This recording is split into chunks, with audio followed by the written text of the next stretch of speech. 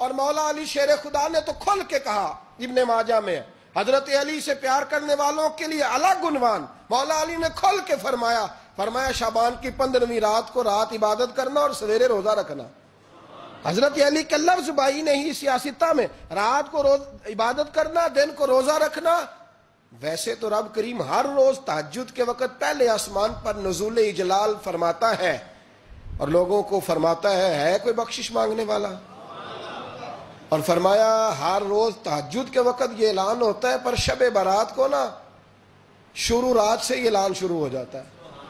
ادھر دیکھو میری طرف، مغرب سے اعلان شروع ہو جائے گا، اور بھائی یہاں بار لوٹ سیل لگ جائے، یہاں ابھی سیل لگ جائے، 5000 والا جوڑا 1500 میں، تو رش ختم ہوگا؟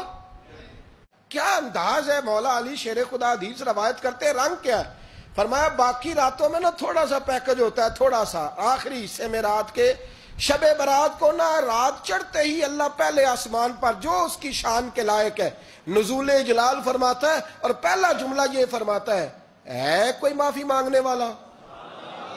اللہ کرے آپ کو سمجھ آئے، یعنی معافی دینے والا کہہ رہا ہے چلو آؤ ادھر، آؤ ذرا معافی مانگو، میں معاف کرنے آیا ہوں، مانگو